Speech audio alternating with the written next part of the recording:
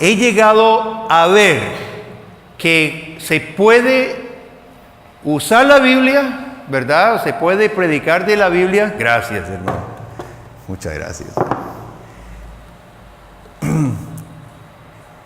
Pero no de una forma correcta. Estamos hablando de la misma forma de recurrir a la palabra de Dios, y vamos a hablar hoy de la forma incorrecta, que lo vamos a llamar moralismos. Moralismo. Y el otro lado se va a llamar el evangelio. ¿Qué significa cuando hablamos de utilizar la Biblia para moralismos? Nos referimos a tomar la Biblia y buscar meramente, y ese es el problema, especialmente en el Antiguo Testamento, como Cristo no había venido todavía. Entonces, leemos el Antiguo Testamento. En escuela dominical pasa mucho esto, con nuestros hijos pasa mucho esto, inclusive los líderes podemos caer en esto. Entonces tomamos la Biblia y es como, ¿qué era?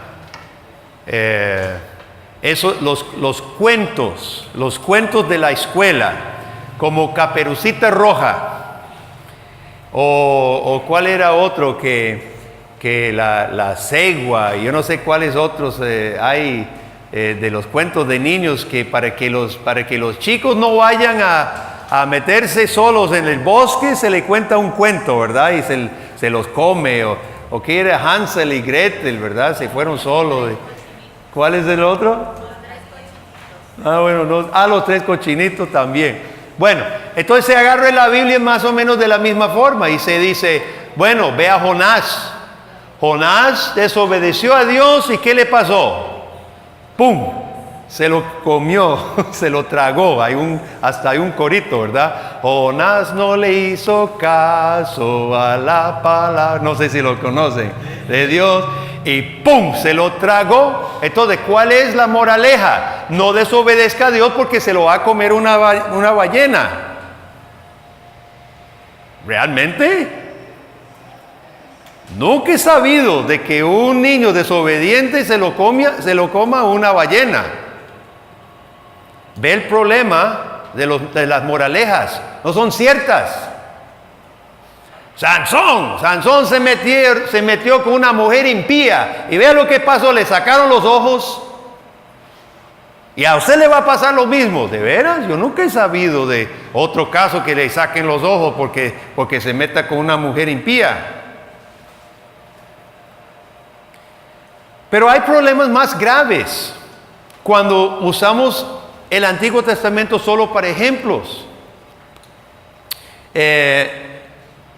Abraham obedeció a Dios.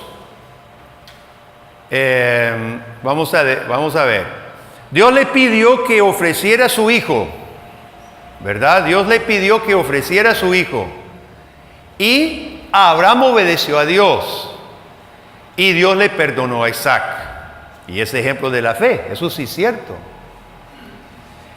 Pero Abraham como ejemplo, el patriarca Abraham, si lo vamos a tomar de ejemplo, ¿qué diríamos cuando Abraham, por el hambre que había en Canaán, se fue para Egipto y no dijo nada cuando Faraón tomó su esposa? Si Abraham es simplemente ejemplo de la fe, Abraham hizo cosas buenas y cosas malas. Entonces no podemos decir, Abraham es ejemplo para nosotros. ¿En cuáles? ¿Y cómo determinamos cuáles son las cosas buenas y cuáles son las cosas malas? Espero que me entiendan el problema de tomar el Antiguo Testamento y solo utilizarlo de ejemplos, pero le voy a dar uno peor. Saúl, ¿cuántos recuerdan la historia cuando Dios, a través de Samuel, le dice a Saúl que destruya todos los amalecitas?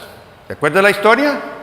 Porque ya su copa había llegado y ya era hora de exterminarlos. ¿Y qué hizo Saúl? Dígame. ¿A quién? Al rey y también a los animales.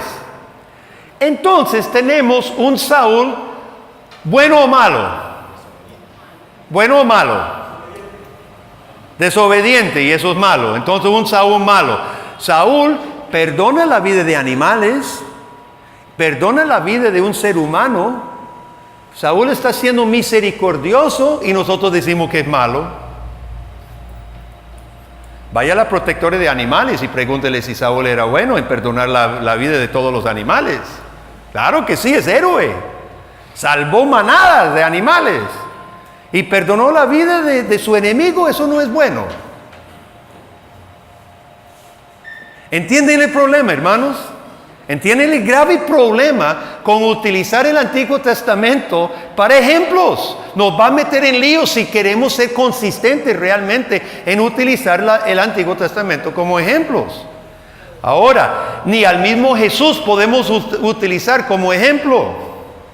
Porque si bien Jesús fue perfecto, y si Jesús, su vida es modelo para nosotros, también Jesús hizo un montón de cosas que número uno no podemos hacer. Usted no puede levantar muertos y sanar leprosos, ¿verdad? Pero Jesucristo denunció a los malvados y dijo que Él iba a volver a mandarlos al infierno. Ahora, ¿cómo usted va a imitar eso? Este asunto, hermanos, este asunto no se trata de utilizar la Biblia como ejemplos. Necesitamos quitar eso. Eso no quiere decir que hayan buenos y malos ejemplos. Sí los hay. Sí los hay. Pero no es lo que primero enseñamos. Es la aplicación.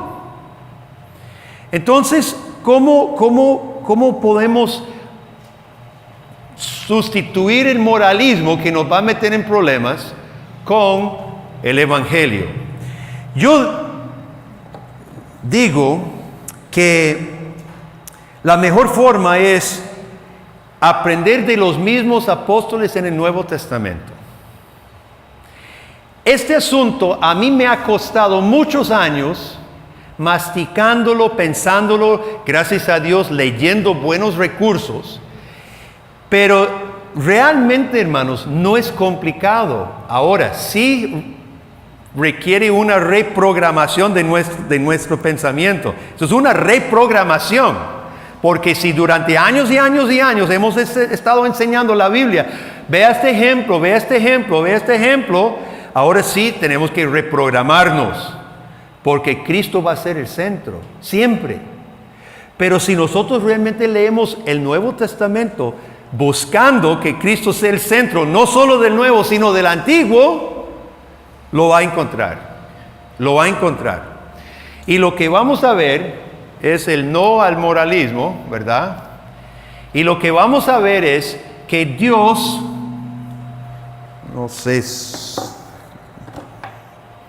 Dios siempre se ha relacionado con su pueblo a través de Jesús como mediador,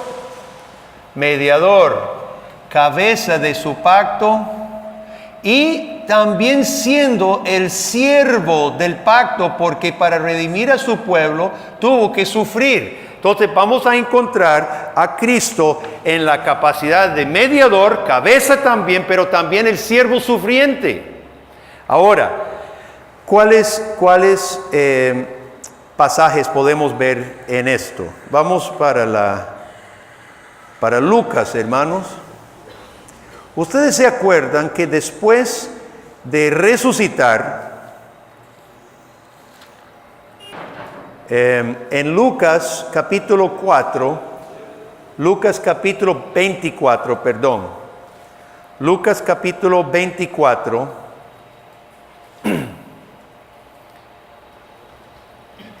y nosotros debemos grabar estas categorías. Debemos grabar en nuestra cabeza estas categorías, hermanos. Dios, mediador, pueblo.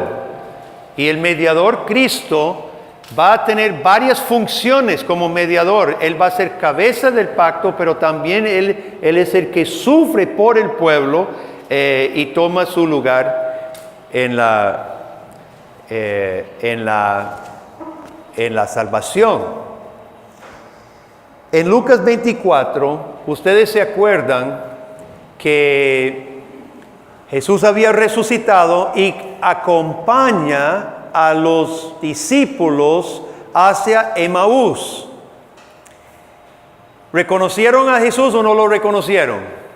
Al principio, no lo reconocieron.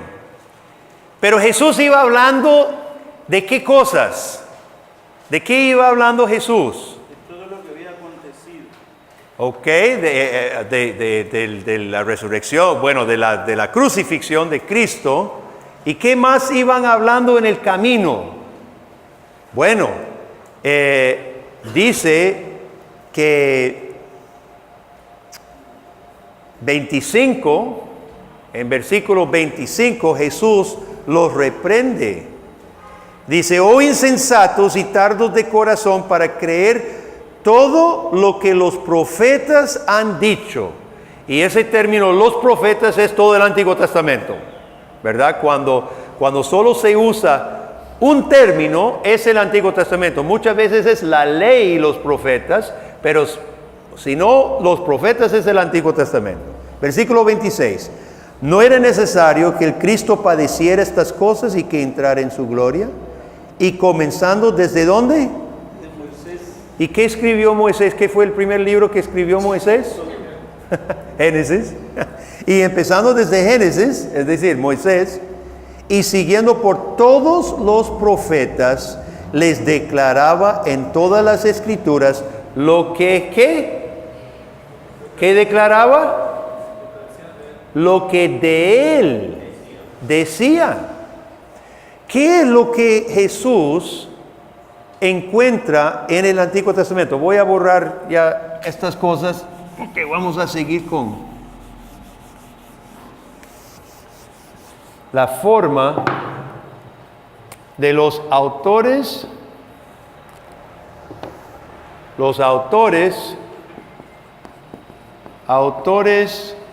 del Nuevo Testamento, cómo ellos veían el Antiguo Testamento, ¿ok? Los autores del Nuevo Testamento, aquí Lucas relata las palabras de Cristo y vamos a ver cómo ellos veían al Antiguo Testamento. Aquí en Lucas 24 leemos lo que decía de él. ¿Y en qué parte del Antiguo Testamento hablaba de él? Todo el Antiguo Testamento, porque Moisés y los profetas era todo. Empezó desde Génesis y terminó en Malaquías. ¿Qué dice Génesis de Jesús? ¿Qué dice Génesis de Jesús?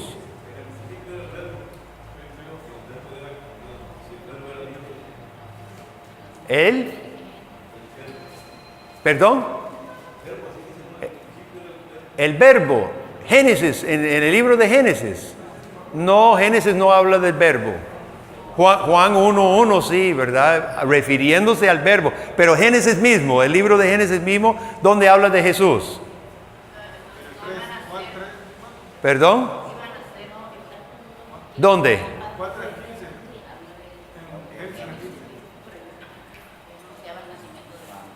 Ok, en Génesis 3:15, ¿qué promete Dios? La simiente de la mujer aplastará la cabeza de Satanás. Eso es una cita, la primera cita.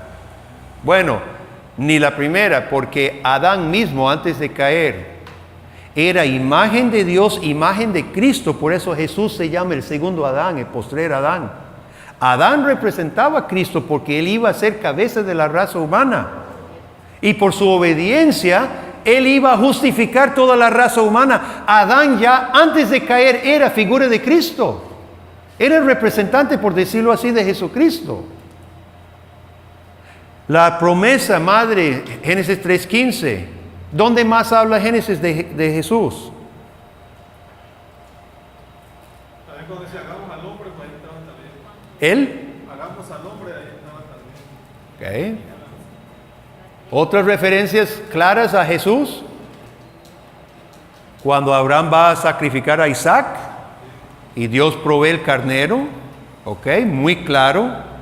Jehová Jireh, Dios proveerá. Eso fue cumplido en Cristo Jesús. Ahora, la tarea nuestra, hermanos, porque Jesús ni Lucas dejó todo expuesto. Nada más tenemos un solo versículo que dice, Jesús le explicó a los apóstoles que desde Moisés y todos los profetas hablaban de Él. La tarea suya y la tarea mía es empezar en Génesis 1 y empezar a ver dónde está Cristo. ¿Dónde está el mediador? ¿Dónde está la cabeza del pacto? ¿Dónde está el siervo sufriente? Esa es nuestra tarea. Esa es la tarea que la iglesia no ha hecho. ¿Y qué es lo que pasa, hermanos, cuando no estamos buscando a Cristo en la palabra de Dios? Cuando no estamos buscando a Cristo, ¿a quién estamos buscando? ¿A quién encontramos? Al hombre. Y eso no es el Evangelio. Puede ser el hombre más grande de la Biblia, Abraham, Moisés, Noé, pero siempre es el hombre. Y si no estamos buscando a Cristo, no estamos buscando el Evangelio. Si no estamos predicando, enseñando a Cristo, no estamos predicando el Evangelio. Estamos predicando un mensaje antropocéntrico, centrado en el hombre, y eso mata a la iglesia. Mañana, Dios primero, vamos a estar hablando del cristianismo versus el liberalismo. Usted sabe que el liberalismo siempre comienza enseñando cosas bonitas y buenas. El liberalismo dice que quiere mejorar al hombre, mejorar la iglesia, ayudar a la sociedad.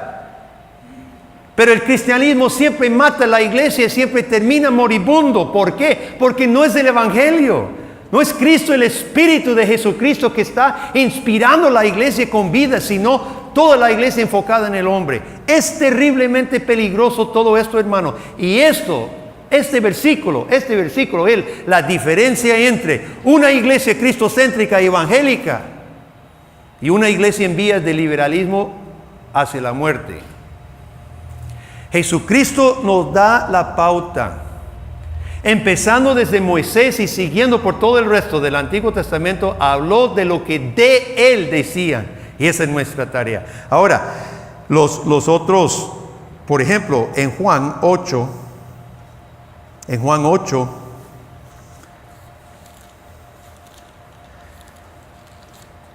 56, los fariseos están criticando a Jesucristo.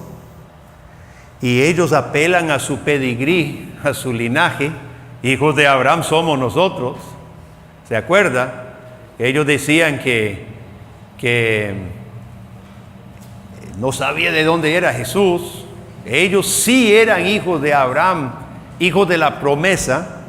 Y en versículo 56, capítulo 8, Jesús dice algo muy importante. Abraham vuestro padre se gozó de que había de ver mi día y lo vio y se gozó. ¿Cuándo vio Abraham a Cristo? Yo me imagino, todos conocen el versículo, ¿verdad? Es un versículo que todos conocemos. ¿Y cómo usted lo ha enseñado? ¿Cuándo fue que Abraham vio el día de Jesús y se gozó? ¿Perdón? No lo vio reflejado en su hijo. Muy bien. Lo vio en Isaac, que fue la simiente prometida. Pero fue al Cristo que Jesús lo interpreta, que lo vio a él. Porque en Isaac, Jesucristo estaba prometido. Entonces, pero vea lo que Jesús está haciendo. Jesús, y realmente la traducción, si usted marca su Biblia, que yo creo que todos deben marcar su Biblia porque es herramienta, la mejor traducción del original, del griego, es: se gozó de ver mi día, no de que había de ver mi día.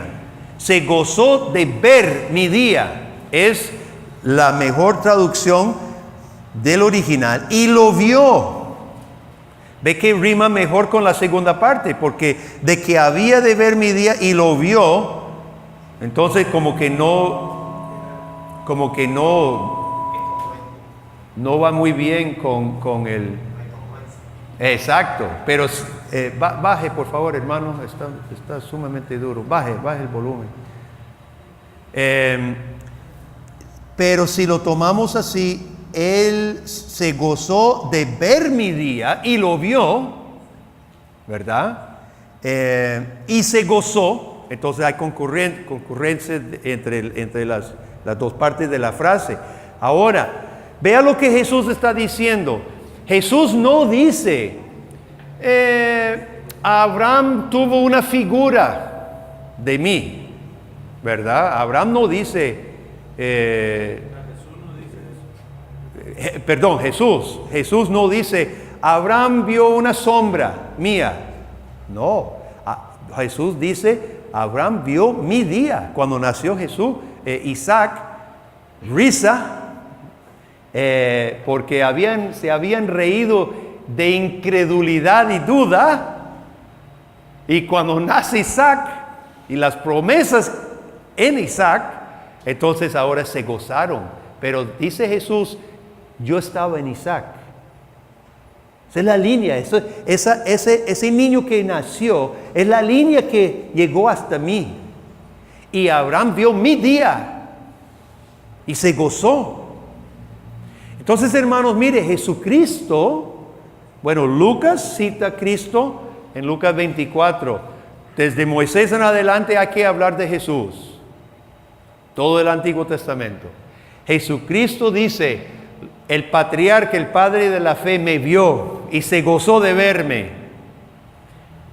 Es decir, Jesucristo nos está dando las pautas, las herramientas, las indicaciones, cómo ver los patriarcas. El punto no es hablar de Abraham, el punto es hablar de Cristo. ¿De qué se gozó Abraham? De Cristo. No hablemos de Abraham. Bueno, podemos hablar de Abraham. Pero ¿en quién tenía Abraham su fe puesta? Cristo. ¿De qué se gozó Abraham? Cristo.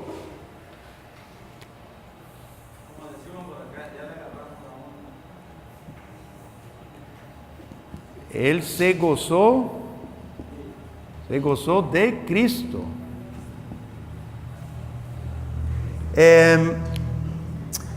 Vean lo que hacen los autores del Nuevo Testamento.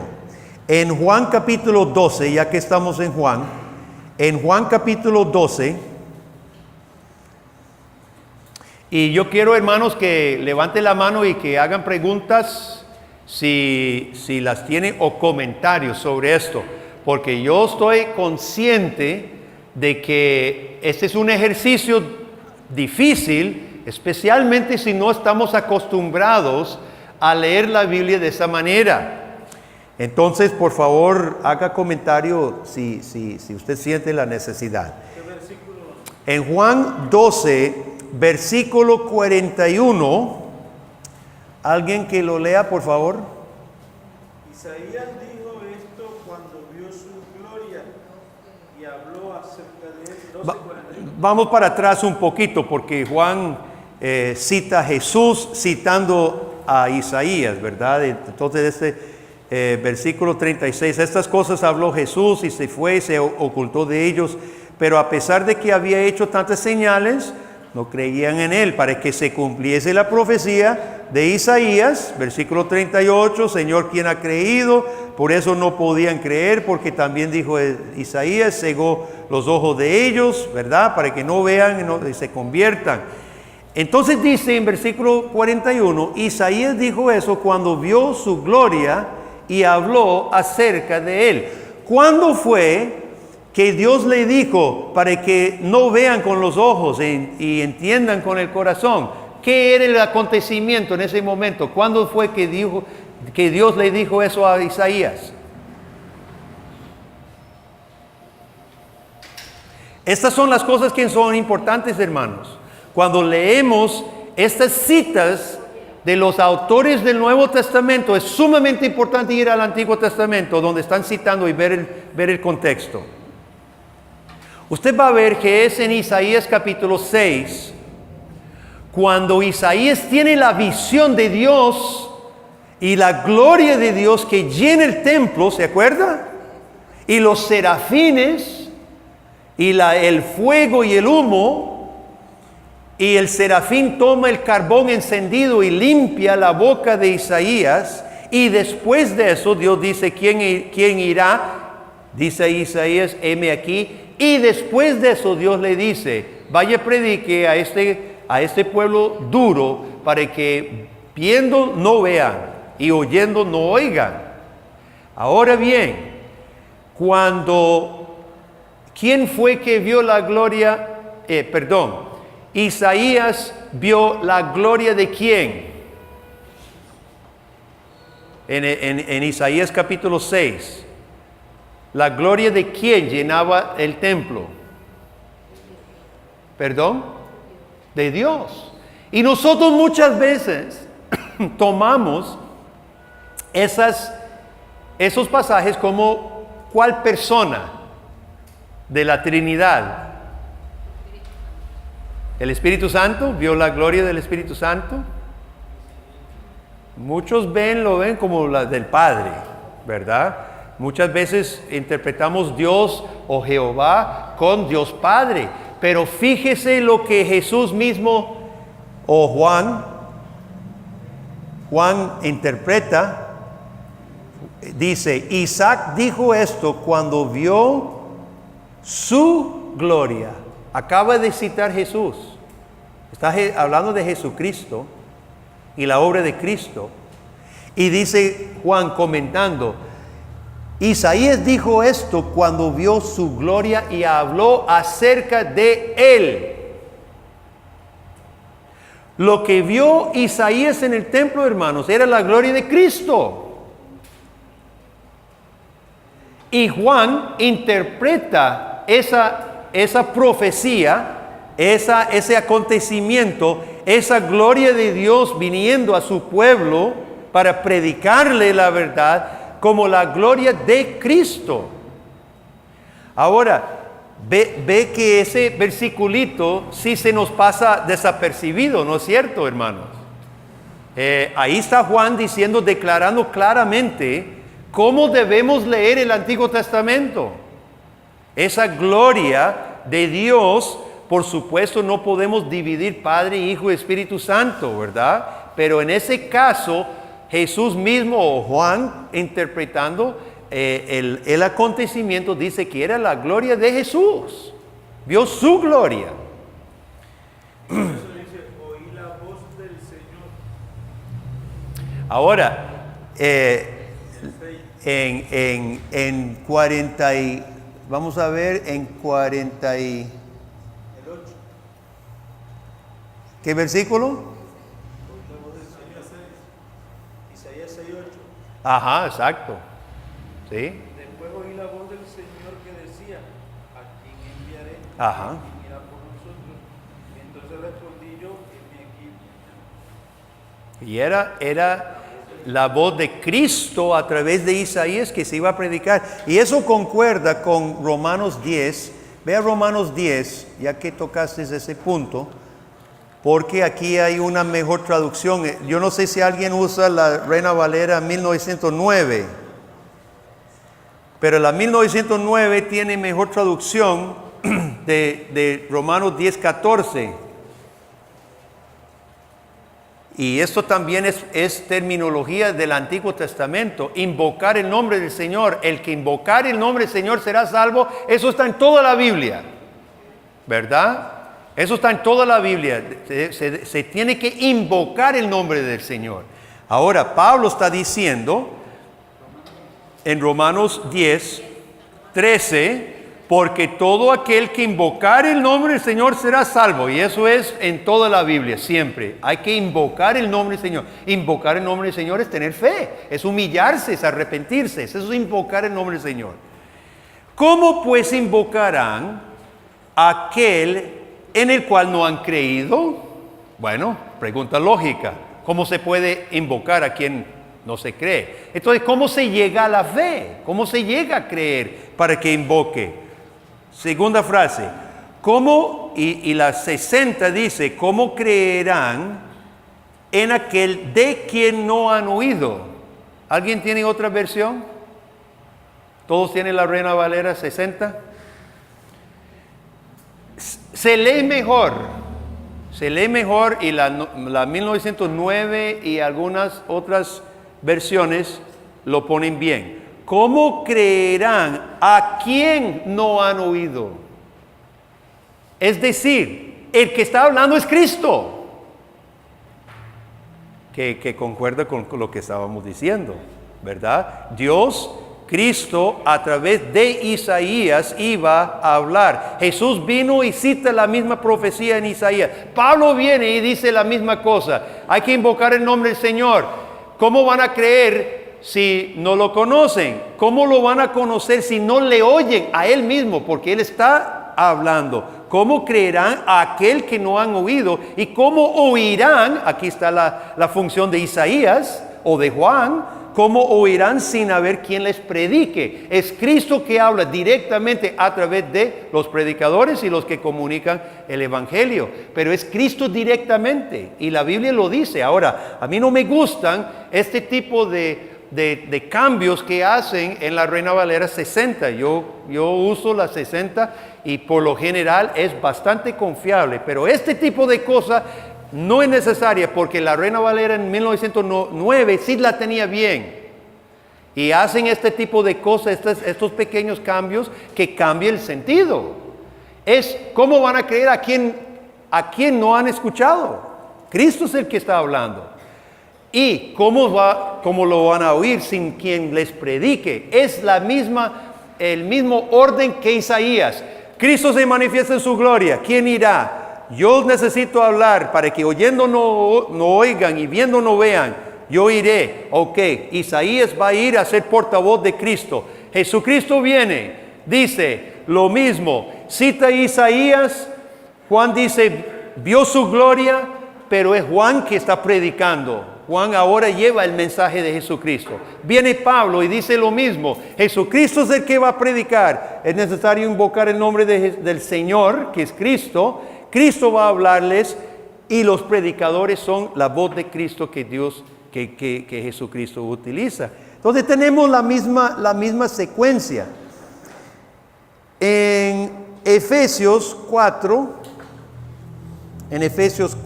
el apóstol Pablo hace lo mismo con otro pasaje del Antiguo Testamento.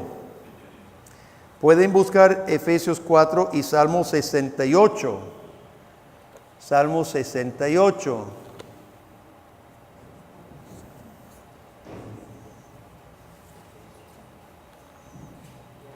Busquemos más bien Salmo 68 primero, para ver qué dice en Salmo 68, 18. Y a quién está dirigido esta alabanza. Dice en versículo 17, los carros de Dios se cuentan por ventenas de millares. El Señor viene del Sinaí a su santuario. ¿A quién parece que de quién se está hablando aquí? ¿De cuál persona de la Trinidad? Dios, dice, ¿verdad? Entonces pensamos en Dios Padre generalmente. Eso sería la lectura natural de leer esto, es Dios. Versículo 18, subiste a lo alto, cautivaste la cautividad, tomaste dones para los hombres y también para los rebeldes, para que habite entre ellos Dios. Entonces Dios es el que subió a lo alto, tomó cautivos, pero vean lo que Pablo hace en capítulo 4 de Efesios. Efesios capítulo 4, versículo 7. Versículo 7, a cada uno de nosotros nos fue dada la gracia conforme a la medida del don de ¿quién? De Cristo, por lo cual dice subiendo a lo alto, llevó cautiva la cautividad y dio dones a los hombres. Eso de que subió, ¿qué es? Sino que había descendido primero a las partes más bajas de la tierra. Pablo interpreta Salmo 68 netamente a la luz de Cristo. Dice, fue Jesucristo que subió. ¿Y por qué dice que subió? Porque primero había bajado. Era una profecía de Jesucristo. Una profecía no se puede subir si no primero estuvo abajo. Y dice Pablo, eso de subir es porque había venido primero a la tierra y después subió en victoria. Ahora, si usted lee Salmo 68, usted no ve eso inmediatamente, ¿verdad? Cuesta ver eso, pero Pablo nos da la forma inspirada apostólica de leer esos pasajes. Entonces, este es el modelo, hermanos, que nosotros tenemos que ver al Antiguo Testamento. Ahora, los apóstoles simplemente dejaron la herramienta. A nosotros nos toca el trabajo, arrollarnos las mangas y hacer el trabajo difícil, porque no es fácil tomar todos esos pasajes y comenzar a enfocarlos en Cristo. Pero ¿sabe qué, hermano?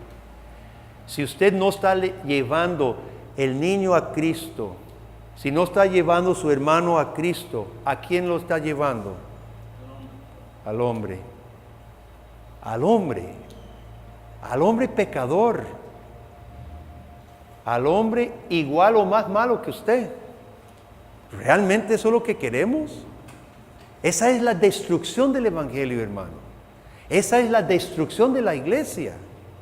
Si no los estamos llevando a los pies de Cristo, que hizo por nosotros y en cada uno de estos hizo otra cosa diferente. Cada vez que encontramos una faceta de la obra de Cristo, va a ser como ese diamante con diferentes facetas, pero todas brillan.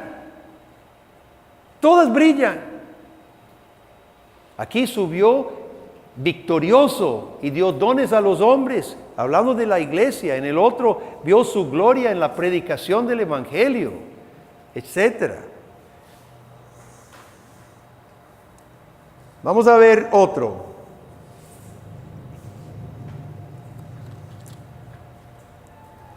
Haga preguntas si no estoy pudiendo comunicar nada. ¿Cómo estamos? ¿Cómo se sienten? ¿Vamos entendiendo algo?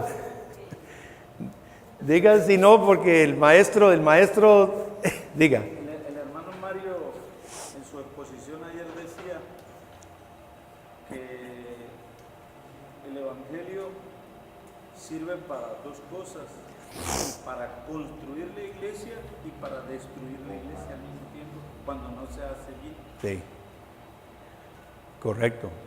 ¿Y cuántos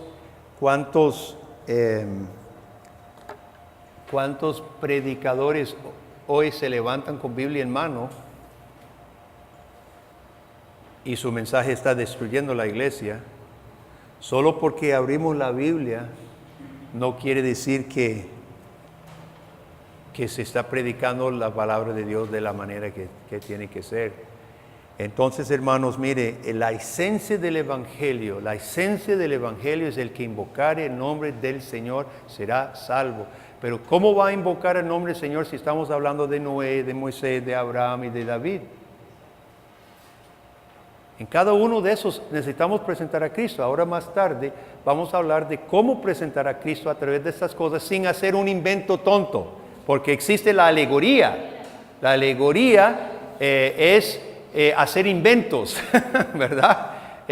La alegoría, por ejemplo, la más conocida es el cordón carmesí que Rahab colgó. Entonces, una alegoría dice, ve, eso simbolizaba la sangre de Cristo. Entonces, la sangre de Cristo la salvó. Eso es una alegoría. Pues sí, fue la sangre de Cristo que salvó a Rahab, pero eso no es lo que significa el cordón. La alegoría salta sin ningún control a un invento imaginario, ¿verdad? Yo escuchaba a un pastor en la radio hace mucho tiempo y cada vez que veía un monte, una montaña, eso representaba el poder de Dios y ahí duraba el resto del sermón. Con solo que mencionara monte en el pasaje, duraba el resto del sermón hablando del poder de Dios. Y el poder de Dios aquí, el poder de Dios allá. Pura alegoría. De eso no se trata. Cuando estamos tratando de anclar nuestra enseñanza con la Biblia y los mismos los mismos apóstoles y Jesús mismo nos está diciendo qué buscar, cómo buscarlo en el Antiguo Testamento. No es fácil siempre, no es fácil. Y se requiere conocer muy bien la Biblia. Por eso no hay sustituto de agarrar la Biblia y todos los días estar leyendo capítulos y capítulos y capítulos, ¿verdad? Sí, hermana. Mira, a ver si estoy comprendiendo bien todo. Fuimos enseñados como que Abraham, Noé, y todo, superhéroes para nosotros. Nos lo enseñaron así. O así también nosotros lo fuimos pasando. Entonces, ahora nos viene a decir, no porque dejaste a un lado a Cristo y pusiste al hombre como ejemplo. Así estoy entendiendo. Y ahora, tienes que dar que es Jesucristo el centro de nuestra vida, no ellos. Ellos tuvieron sus errores y todo. Por eso cuando llega el momento que el niño empieza a leer la Biblia y dice, pero mira, me estás diciendo de él y mira de quién fue. Y entonces ahí empieza ya el niño entonces, ¿qué hago? Sí, pues, claro que estoy entendiendo hasta ahí y que lo hicimos mal o que no. Mire, mucho del material de escuela dominical utiliza la superhéroe tipo de enseñanza, lamentablemente, ¿verdad?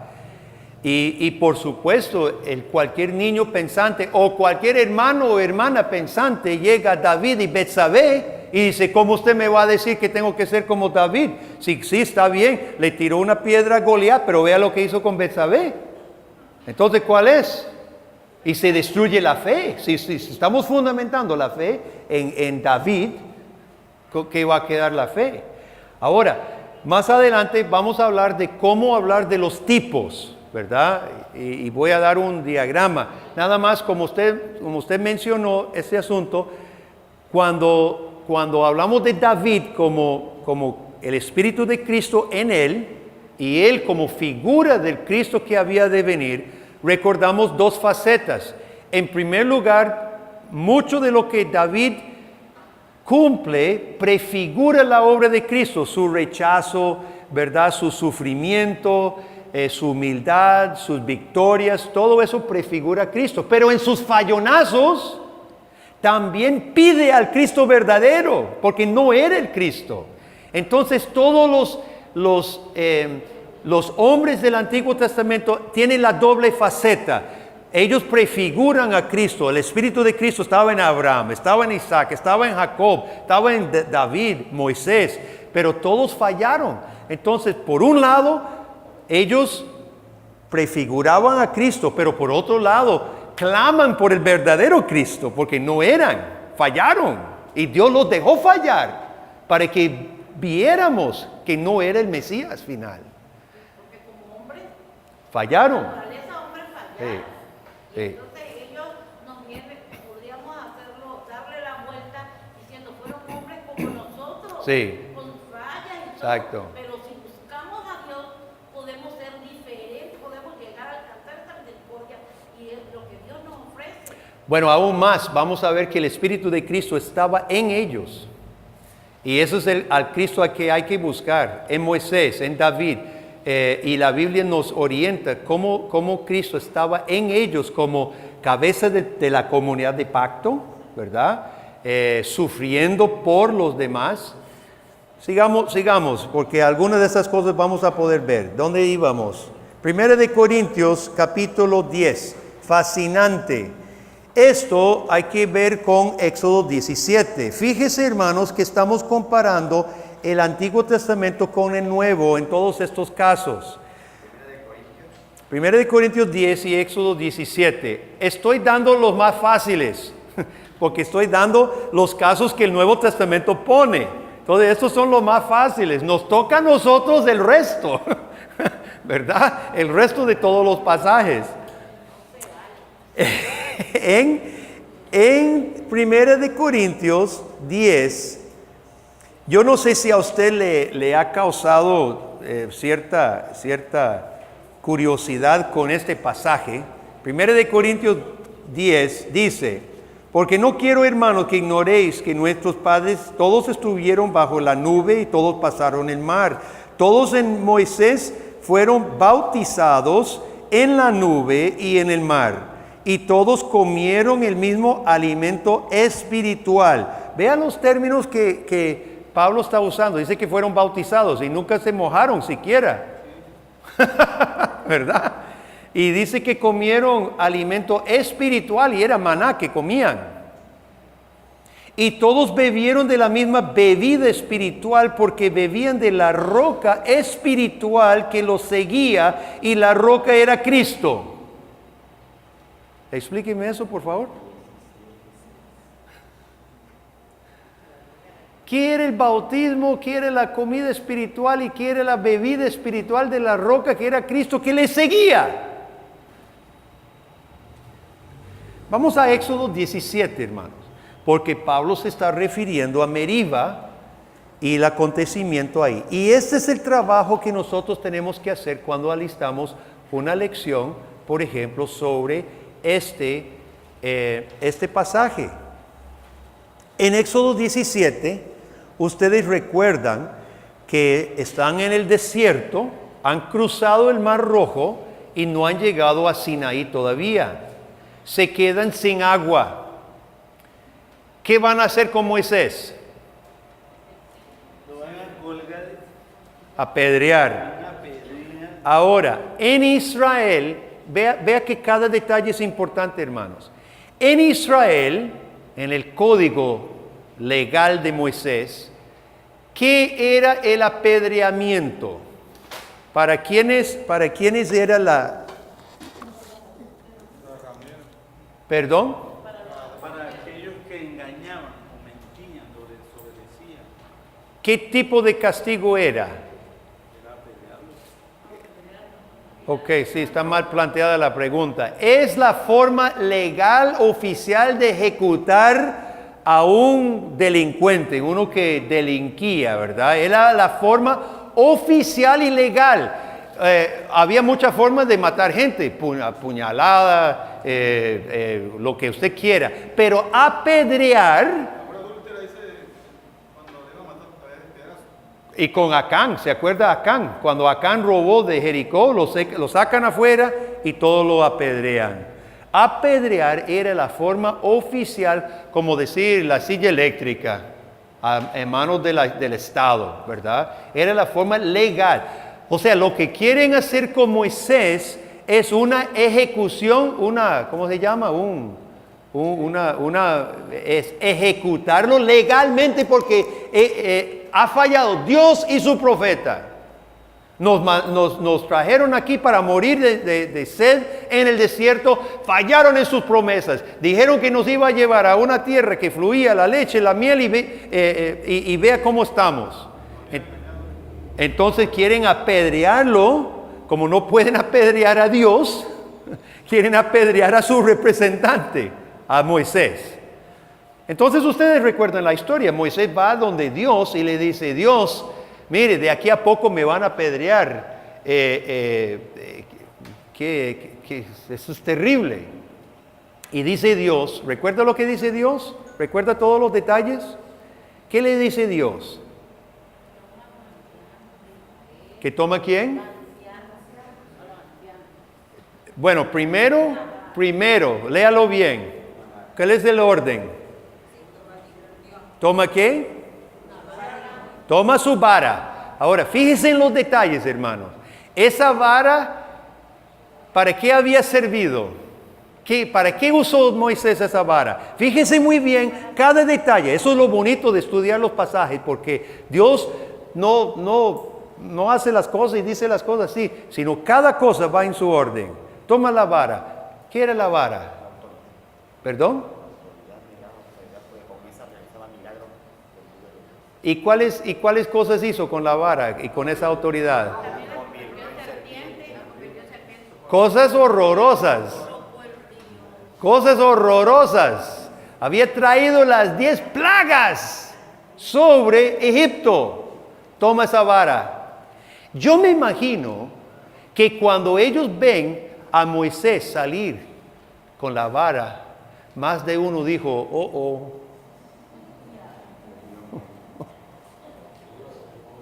toma la vara, porque ellos habían hecho una acusación legal.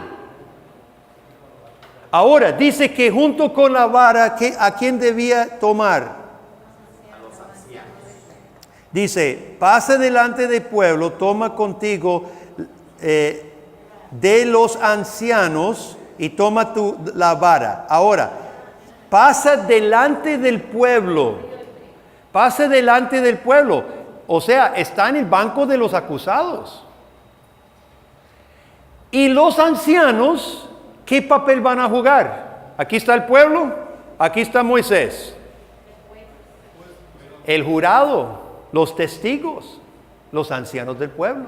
Mire que todo esto es terrible, esto es grave lo que está pasando. Aquí hay una acusación contra Dios. Dios está fallando, Moisés está fallando, hay que acusarlos y hay que ejecutarlos si son hallados culpables.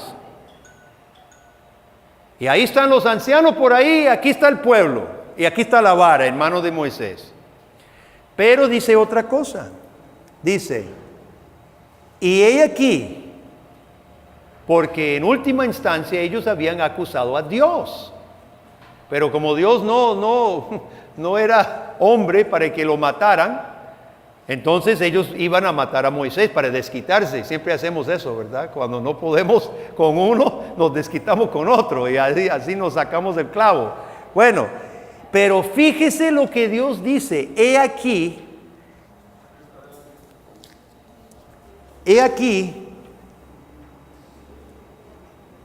que yo estaré delante de ti allí sobre la peña en Horeb.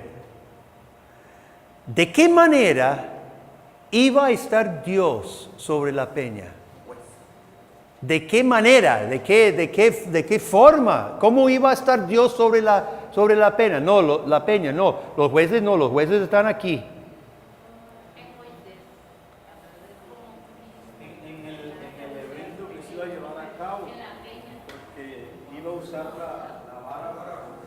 Visualice el evento, el desierto, el cruce del Mar Rojo y el pueblo en el desierto. Visualice. Están olvidando algo. ¿En cuál?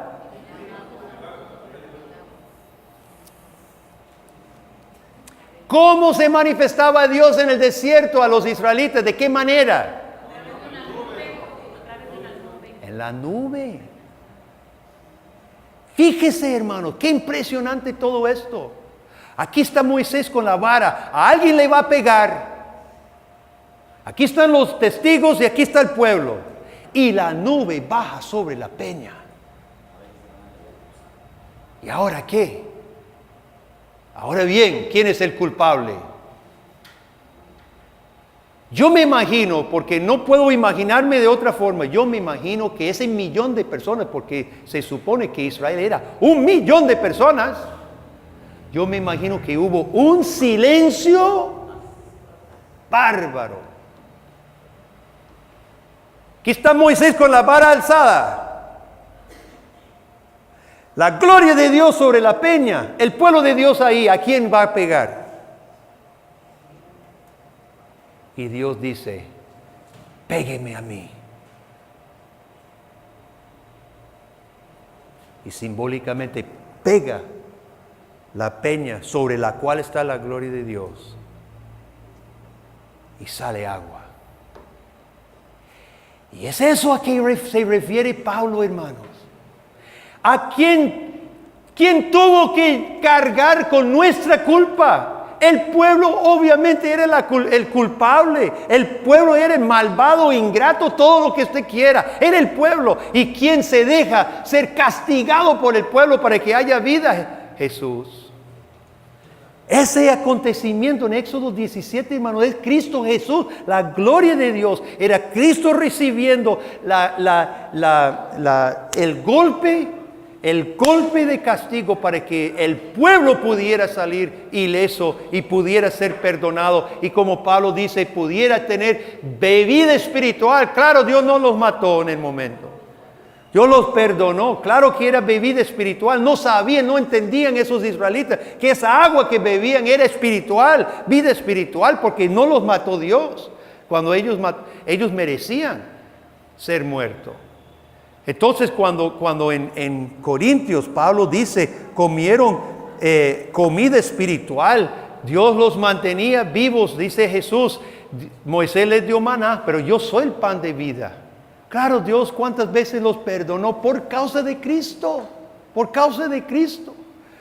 Y esta vez, cuando Dios recibe el golpe, eso se cumplió en el Calvario, cuando Jesús realmente recibió los clavos en el Calvario para que nosotros, los que somos realmente los culpables, bebiéramos vida, agua de vida.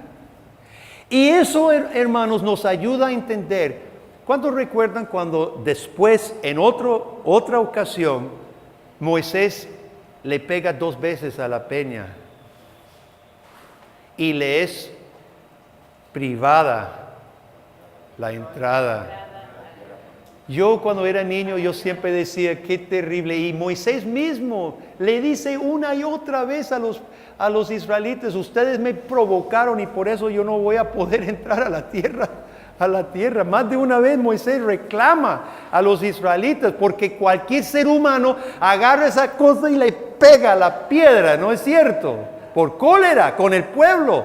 Pero hermanos, si nosotros vemos que es Cristo, Cristo ya había sido golpeado. Ya no más, solo háblele. Vea usted qué importante, qué teológico es esto.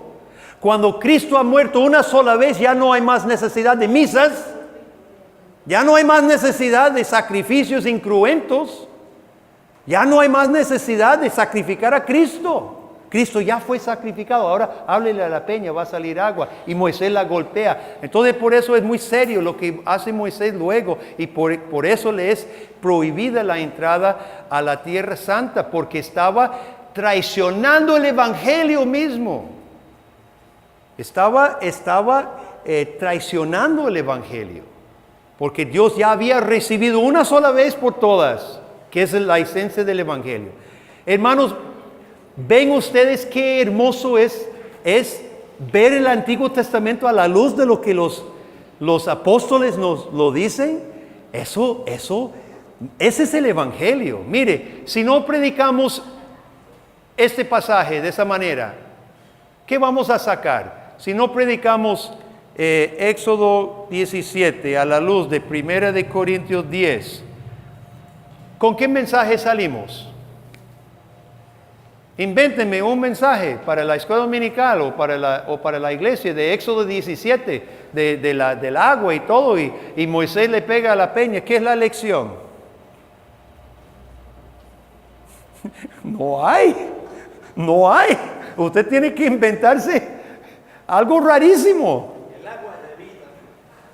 ¿Y por qué pega la roca? ¿Y de qué sentido tiene eso? De que todos están reunidos y le pega, ¡pa! Entonces, ¿qué? Nosotros vamos a andar con una vara mágica también, pegando piedras para que salga agua, no sé. No tiene sentido, hermanos. Mire, si no vemos este tipo de pasaje cristocéntrico, de una forma cristocéntrica, no tiene sentido. O usted va a salir con una interpretación la más extraña del mundo, que no tiene nada que ver con la palabra de Dios. Perdón, hermano. O sea, sí está hermoso, como dice, hermoso, pero a la vez yo creo que se nos va a complicar, o se nos complica, lo que usted acaba de decir hace rato. Yo entiendo que el Antiguo Testamento como figura, pero al final yo no puedo decir, vamos a ver a la obediencia o el cumplimiento de Noé. Noé fue un instrumento de Cristo. Entonces yo no puedo decir, ay, pero ¿cuánto Noé hay aquí? No. Entonces ahí es donde se complica el sermón, o se complica el... ¿Qué sería, retomando lo que está diciendo el hermano? Ok, ya vimos Éxodo 17, vimos a la luz del Nuevo Testamento de que esto fue Cristo realmente en la gloria, la nube, era Cristo mismo recibiendo el castigo de su pueblo para que ellos pudieran seguir su camino y no destruirlos inmediatamente. Ya, explicamos todo y exaltamos a Cristo. Ahora, ¿qué es la aplicación? ¿Qué es la aplicación? Porque hacia eso tenemos que llegar. Necesitamos ahora hacer un llamado, una exhortación. ¿Cuál es la exhortación a la persona viendo este pasaje? Diga lo que piensa. ¿Qué aplicación haríamos de este pasaje? Explicamos a Cristo cómo Él recibió el castigo, la paciencia de Dios con su pueblo, el agua que era más bien vida espiritual para ellos, y salvación y perdón, según lo que Pablo dice en 1 Corintios 10. Ahora, ¿qué aplicación hacemos? Pero podemos aplicar es decir, esa es una muestra de cómo el pueblo de Dios debe de confiar, porque había habido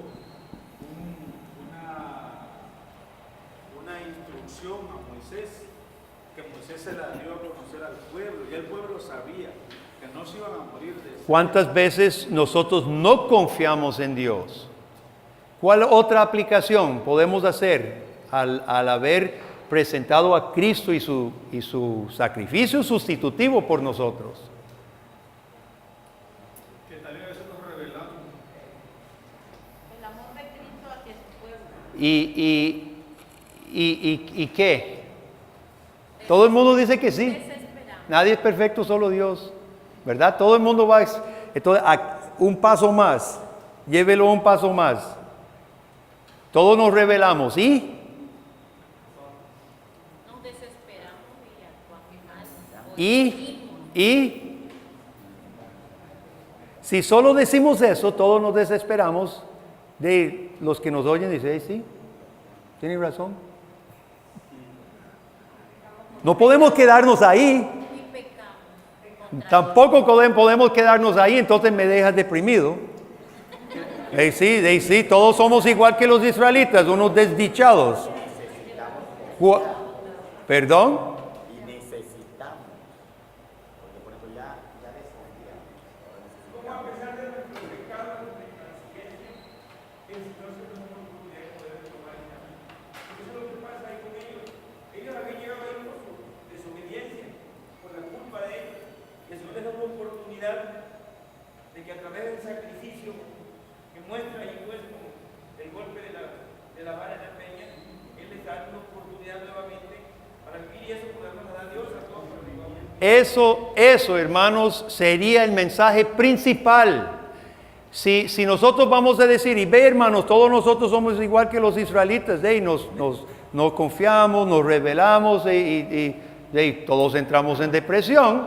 Entonces, pero el punto es que como Cristo recibió por nosotros el castigo, está abierta la puerta de gracia. Entonces, ¿qué se requiere? Humillarnos ante Dios, arrepentirnos de nuestra rebeldía, nuestras murmuraciones, igual que los israelitas. Sí, somos igual que los israelitas, pero Dios ha provisto esperanza. Dios ha provisto Cristo por nosotros. Arrepintámonos, humillémonos y confiemos ahora. Ese es el mensaje, la aplicación a este pasaje, hermanos. Se ve cómo nos vemos a nosotros mismos en los israelitas, nos vemos acusando a Dios. En el versículo 7, hermano, del 17 de Éxodo dice, y llamó el nombre de aquel lugar Meriba. Masab y Meriba, Sí. por la rencilla de los hijos. Y nosotros podemos perfectamente ayudar a nuestros oyentes a decir, vea, nosotros somos igual que ellos, acusamos a Dios cuando no es cierto. Y nosotros murmuramos contra Dios y somos malagradecidos con Dios y somos peores que los israelitas porque tenemos más conocimiento. Pero Dios proveyó a su Hijo por nosotros y nos está diciendo que nos arrepintamos de esas cosas, hermano, que realmente nos compunjamos de corazón de ofender a Dios de esa manera y que nos gloriemos en esta maravilla que Dios debiera haber exterminado a su pueblo en ese momento. Y en cambio se deja ser golpeado Él. Dios recibe el castigo por esos malagradecidos, así como nosotros. El llamado, hermanos, es al arrepentimiento sincero, tocando los puntos específicos, ¿verdad? Del tipo de pecado, porque el pecado es muy amplio, son 10 mandamientos. En este caso estaba fallando en algunas cosas de sus quejas, su falta de confianza. Tenía otro Dios, tenía su becerro de oro en que estaba pensando, no en Jehová, etcétera. Pero entonces podemos enfocar en las fallas específicas del pueblo, llevarlos a Cristo a ver la maravilla de Cristo y ante esa manifestación no merecida de Cristo, llevarlos al arrepentimiento, la humillación, la verdadera, pues, de corazón, reconocer y creer en Cristo Jesús. Esa sería la aplicación. Más comentarios sobre esto. ¿Alguna pregunta o más comentarios? Bueno, lo más triste fue que ninguno de los que salió de Egipto vio la tierra prometida, ni el mismo. Eso es lo más triste. Es lo más triste. Es lo más, por eso Pablo dice, no seáis como ellos, y Hebreos también dice lo mismo, no entraron en el reposo, ¿verdad? Por eso no endurezcáis vuestros corazones.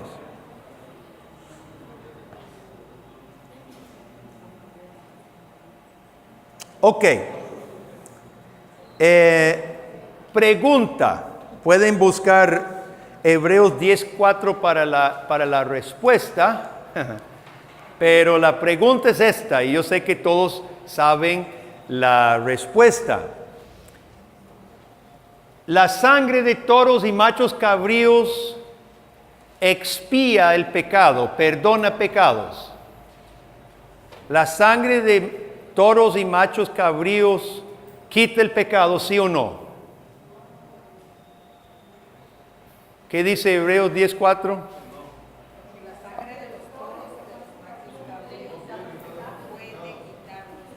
Ahora tengo otra pregunta. Busque Levítico, por favor. Busque Levítico.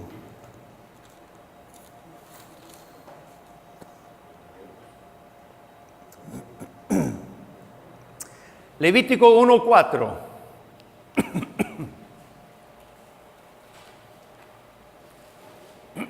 Lea Levítico 1:4. ¿Alguien, por favor? Pondrá su mano sobre la cabeza del holocausto y será aceptado para expiación suya.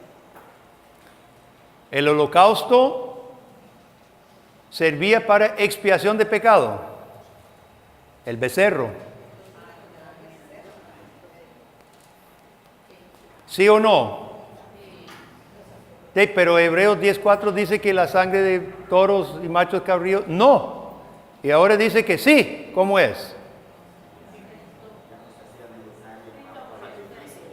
¿Cómo?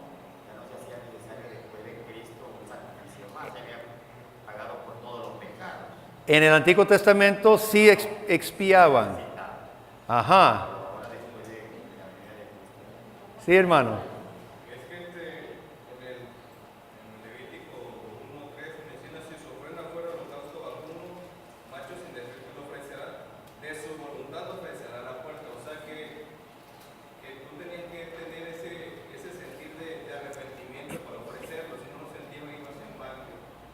Y eso lo hacía efectivo. Que tú sintieras la voluntad de sentirte arrepentido por el pecado que habían hecho, supongo que era lo que servía para expiación de tu pecado, no tanto el sacrificio, sino que fuera de tu voluntad, de que tú sintieras que estabas arrepentido. Pero eso no es lo que dice el versículo 4, dice será aceptada en expiación suya. Es el sacrificio que está siendo aceptado. No dice que es tu fe que está siendo aceptada. Léalo bien. Dice que es, y vamos a seguir, pero para contestar esto de que en el Antiguo Testamento los sacrificios expiaban y en el Nuevo ya es Cristo, dice,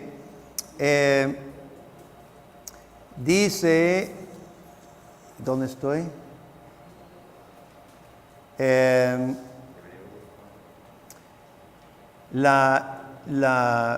Los sacrificios nunca expiaban pecados, porque dice en 13, La sangre de toros y 9:13. Machos cabríos, ceniza de la becerra, santifican para la purificación de la carne.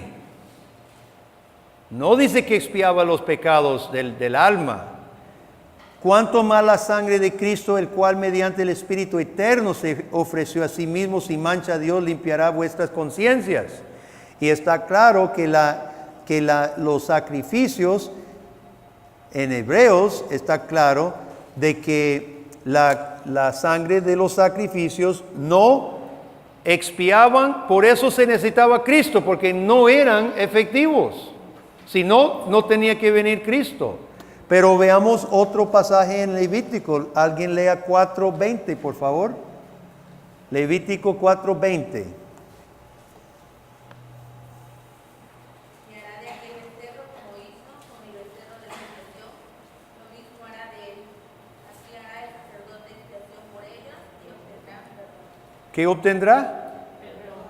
Haciendo un sacrificio.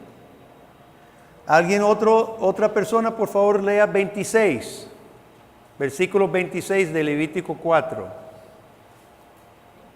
Quemará toda la grosura sobre el altar como la grosura del sacrificio de paz, así el sacerdote hará por él la expiación de su pecado y tendrá perdón. Y leamos 6:7, por favor, otra persona, 6:7.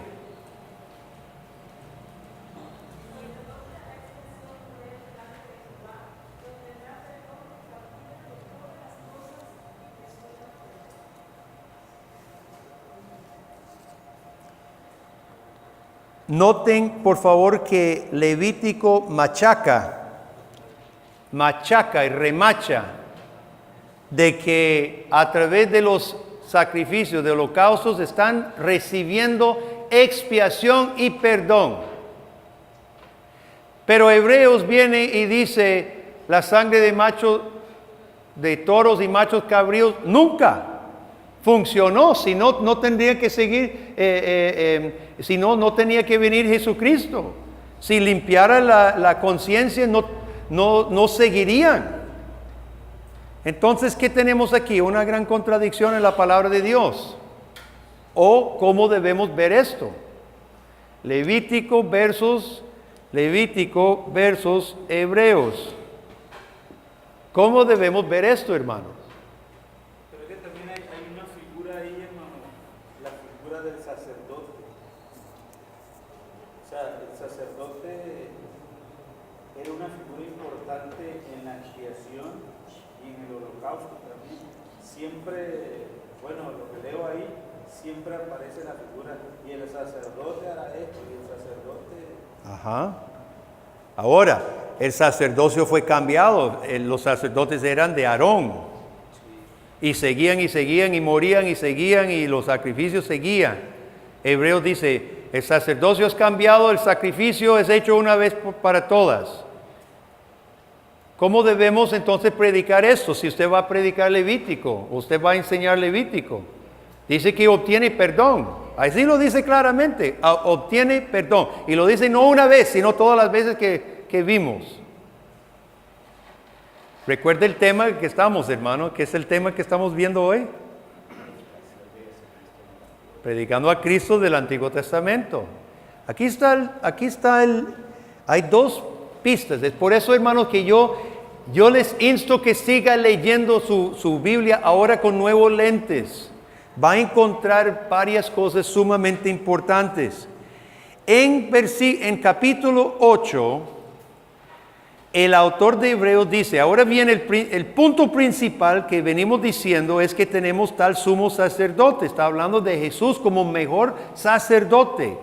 Ahora, cuando él dice sacerdote, está hablando de todo el ritual, el sacerdocio, los sacrificios, el tabernáculo, el altar, todo, ¿verdad? Ese sacerdocio arónico. Dice, versículo 4, así que si estuviese sobre la tierra, ni siquiera sería sacerdote, habiendo aún sacerdotes que presentan las ofrendas según la ley, los cuales sirven a lo que es figura y sombra de las cosas celestiales, como se le advirtió a Moisés cuando iba a erigir el tabernáculo, diciendo, mira, haz todas las cosas conforme al modelo que se te ha mostrado en el monte.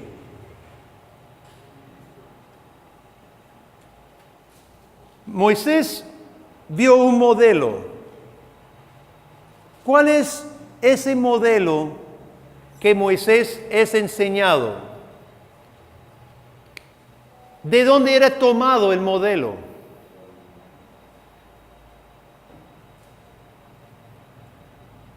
Nosotros tenemos muchas veces las cosas al revés, hermanos.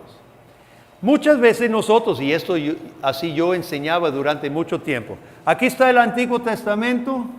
Voy a borrar para ponerlo más arriba. Nosotros hemos enseñado, y no es del todo equivocado, pero tenemos que mejorar esta parte. Aquí está el Antiguo Testamento, ¿se acuerda? El tabernáculo, ¿verdad? La tienda, el altar, todas estas cosas. Y aquí está el sacerdote, ¿verdad? Y todo eso señalaba hacia Cristo. El sacerdocio de Cristo que iba a venir 1500 años después de Moisés, ¿verdad? Todo esto era figura de Cristo. Pero eso no es lo que dice Hebreos, sino que él dice en versículo 5, estas cosas sirven lo que es figura y sombra, no de lo venidero. Así lo enseñamos nosotros y así yo lo enseñé durante muchos años. Figura y sombra de lo venidero en Cristo, pero eso no es lo que dice Hebreos. ¿Qué dice? ¿Figura y sombra de qué? De lo celestial. La mejor forma, hermanos, de ver esto es así. Primero, aquí está Moisés, aquí está la tienda, ¿verdad? Aquí está la tienda, altar, sacerdote.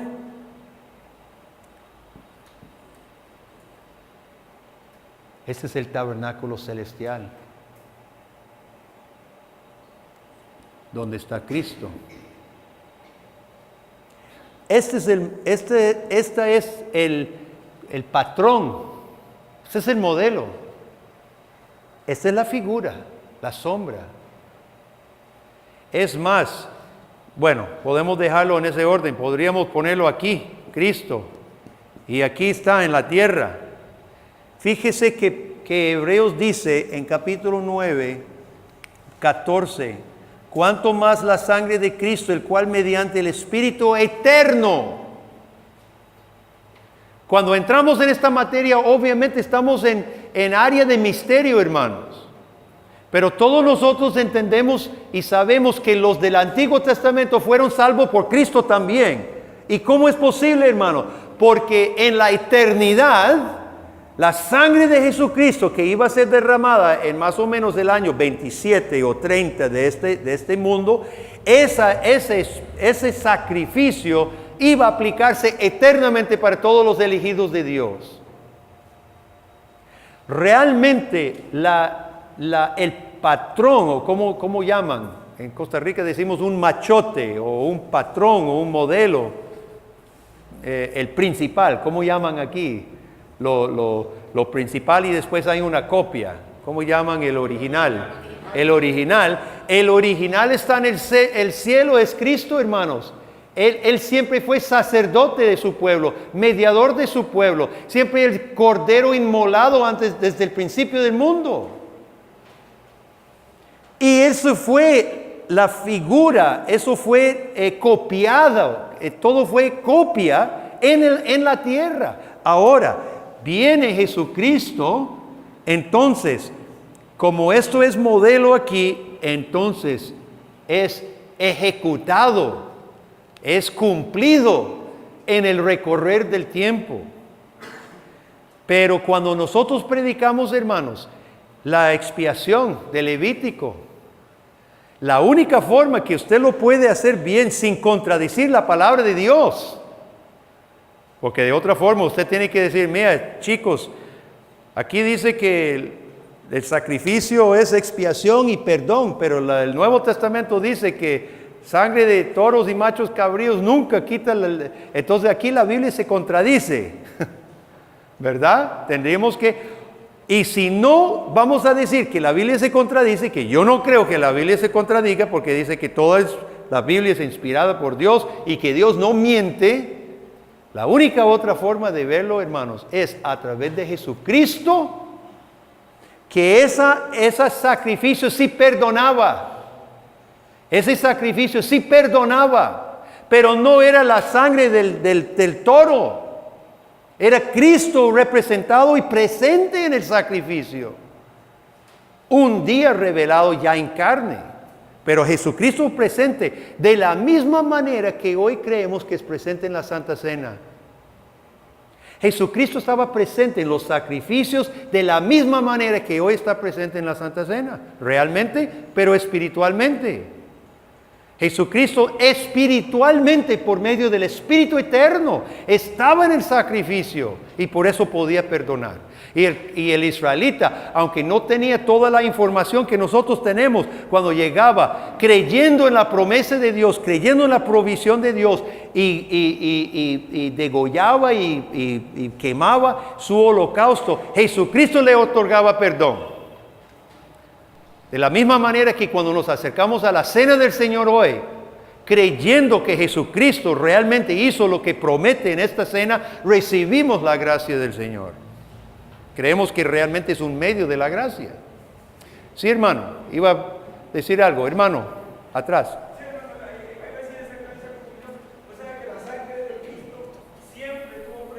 Siempre estuvo presente. Nosotros... No hay contradicción y nosotros podemos llamar los sacrificios del Antiguo Testamento sacramentos. Eran medios de la gracia. Eran sacramentos veterotestamentarios, así como nosotros tenemos un sacramento del Nuevo Testamento, como la cena del Señor y como el bautismo. ¿Cómo estamos, hermanos? ¿Cómo estamos? Mire, si no, yo insisto, si no vemos estas cosas de forma cristocéntrica, se va a enseñar barbaridades. Se va a enseñar barbaridades.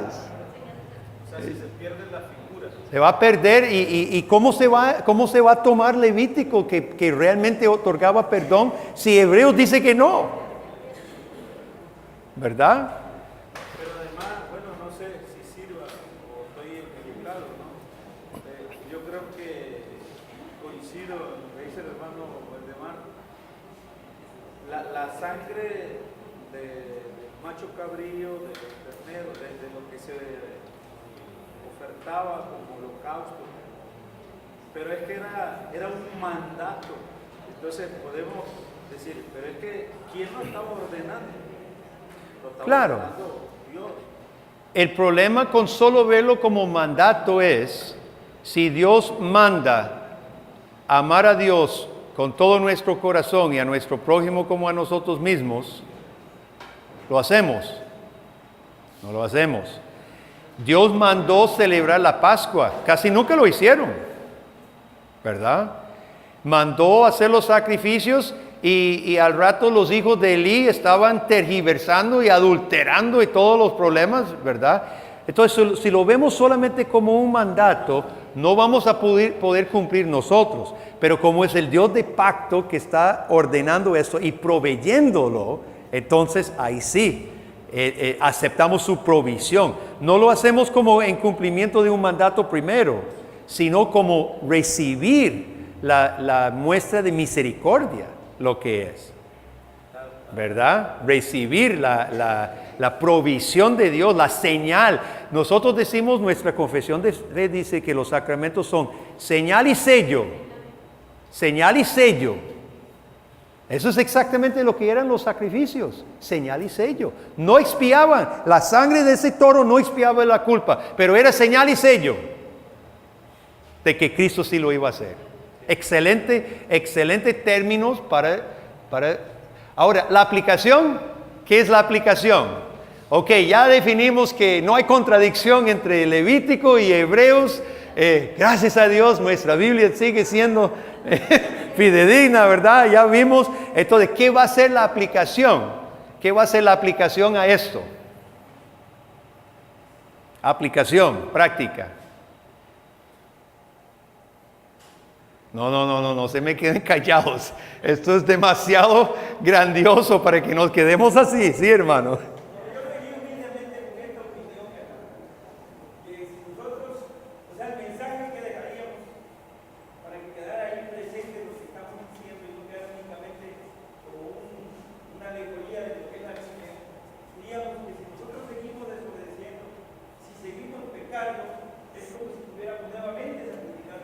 Eso es una aplicación que Hebreos mismo hace.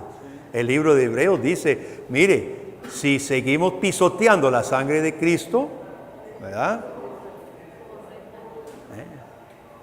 Eso es una aplicación, ¿verdad? Podríamos una vez más, mire hermanos, una vez más, este tipo de pasaje está diseñado para suavizar nuestros corazones. Para suavizar nuestros corazones y llevarnos también al verdadero arrepentimiento. Mire, en Levítico 1, usted sabe el rito, ¿verdad? Volvamos a Levítico 1 porque así se debe predicar los sacrificios del Antiguo Testamento. En Levítico 1 está hablando lo que usted merece. Usted es el israelita. Todos nosotros somos el israelita. Y yo utilizo Levítico 1 para evangelizar. Y generalmente las personas nunca han sido evangelizadas de esta manera. Y una de las dos cosas pasan: salen corriendo y nunca más me quieren hablar, o se rinden ante el Señor. El Levítico 1 habla de la necesidad de expiación. Entonces vamos paso por paso. Primer paso se encuentra en versículo 4. ¿Qué es lo que se debe hacer en versículo 4? Recuerde que usted está llevando su animal en expiación suya. Usted necesita un sustituto que cubra su culpa, ¿verdad? Ese es el punto. Nosotros no podemos entrar a ese santuario. No podemos entrar a la presencia de Dios. No podemos gozarnos de la presencia de Dios por la culpa que hay en nosotros, por el pecado que hay en nosotros. Entonces dice Dios, está bien, podemos resolver eso. Entonces Dios establece el proceso para poder resolver el problema nuestro, que es el pecado. Y dice Dios, traiga su carnero. Ahora, ¿qué es lo primero que hay que hacer? Poner la mano en su cabeza. ¿Qué representa ese acto? ¿Qué cosa? Usted está pasando tu culpa al animal. De ahí en adelante, todo lo que le pasa al animal lo debemos nosotros, ¿verdad? Lo que va a pasar con este animal es lo que debe pasar conmigo. ¿Estamos claros? ¿Verdad? Lo que va a pasar con este animal es lo que nosotros merecemos. Pero Dios permite simbólicamente que nosotros traspasemos la culpa mía al animal. Entonces, ¿ahora qué procede? Recuerde que es usted que le está pasando, pero con un sustituto. ¿Qué procede? ¿Qué sigue? Lo primero, dególlelo. ¿Qué pasa cuando se degolla un animal? Toda la sangre sale, yugular, ¿verdad? Y se le sale el balde de sangre inmediatamente. Ok, ya estamos degollados, muertos. No, pero usted no está preparado para tener comunión con Dios todavía, muerto. ¿Qué hay que hacer? ¿Qué sigue? Se agarra, se toma la sangre y se rocía sobre el altar que está a la puerta del tabernáculo. ¿Por qué? Porque se rocía la sangre. Se pringa, se toma la sangre, se pringa. ¿Por qué? Porque habría que purificar, volverlo santo. Bueno, se utilizaba el término de santificar con la sangre, pero no estaba santificando, sangre se ensucia. ¿Por qué santificaba? porque era precisamente expiación. Entonces la sangre pringada es recordatoria, ahí se queda aún después del sacrificio, ya está sangre pringada por todos lados. Entonces hay evidencia, aquí hay prueba de que usted fue muerto. Ahí está su sangre en la piedra del altar. Entonces aquí no solamente usted está degollado por su pecado, sino se tomó sangre, se pringó al altar para ser evidente, para hacer prueba de que usted ha pagado. ¿Ok? Está bien, usted ya pagó, ya está muerto, está degollado y pringada su sangre. ¿Qué sigue? Versículo 6. ¿Qué sigue? No está listo todavía usted para entrar a la presencia de Dios. Desollará Lo desollará, le quitará la piel. y lo dividirá en sus pies. Usted no está preparado todavía para tener comunión con Dios, aunque esté muerto y pringada su sangre. Se le corta en pedazos.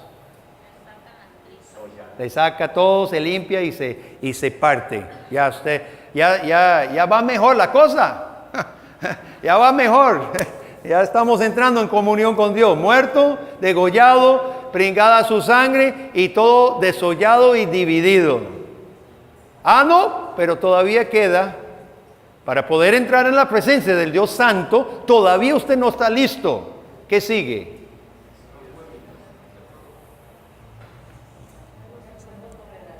Hay que purificar. Y los hijos del sacerdote Aarón pondrán fuego sobre el altar y compondrán la leña sobre el fuego. ¿Usted sabe qué clase de fuego se necesita para quemar la carcasa de un toro? Mire, yo no sé, seguramente tenían las ¿cómo llaman? ¿Verdad? No sé cómo esas bolsas, ¿verdad?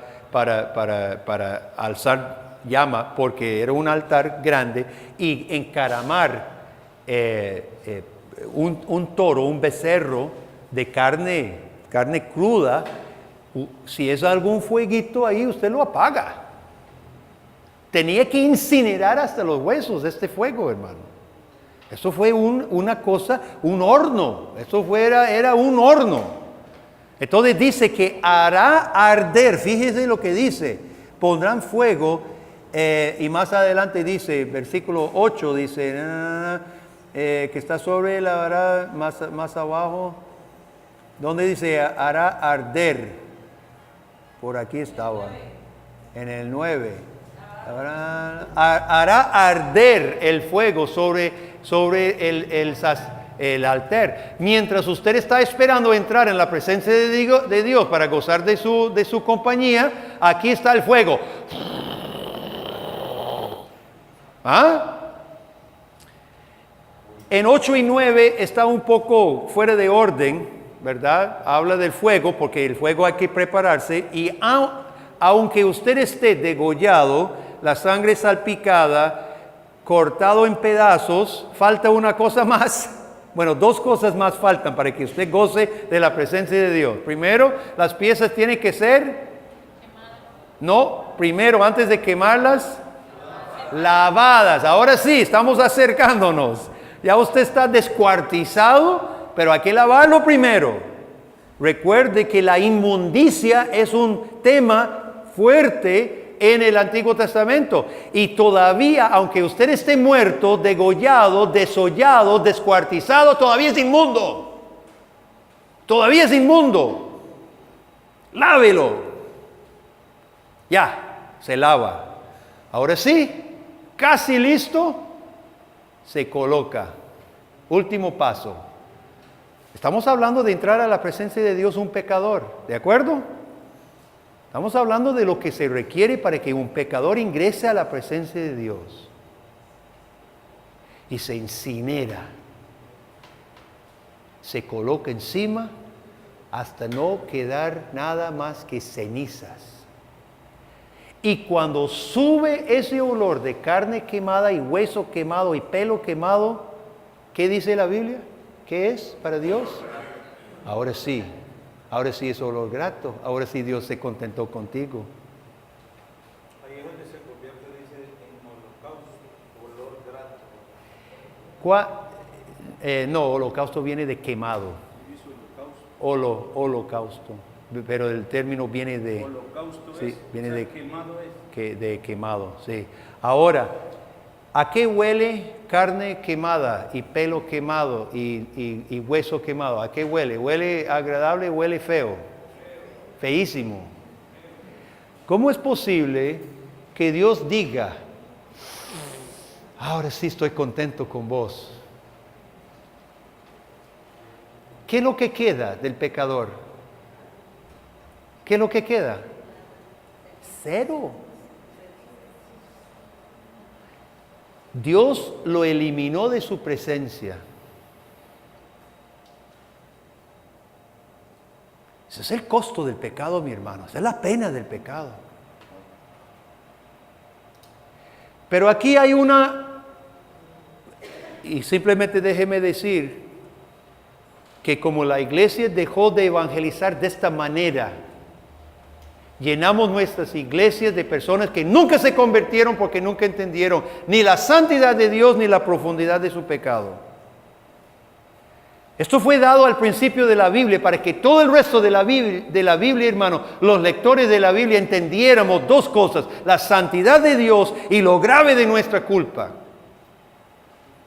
Y como la iglesia se ha dedicado a hablar de gente buena, llámese Enlace y todos los que la prosperidad y la gente bonita y la gente buena. Yo vengo de Costa Rica, la sede de Enlace. Lamentablemente, nosotros de nuestras iglesias hemos tenido que componer un montón de gente que nunca entendieron el evangelio, fueron engañados, fueron estafados, fueron robados en nombre del evangelio y hoy pierden fe en Dios, y nosotros hemos tenido la tarea de tener que restaurarlos o enseñarles y llevarlos por primera vez a los pies de Cristo.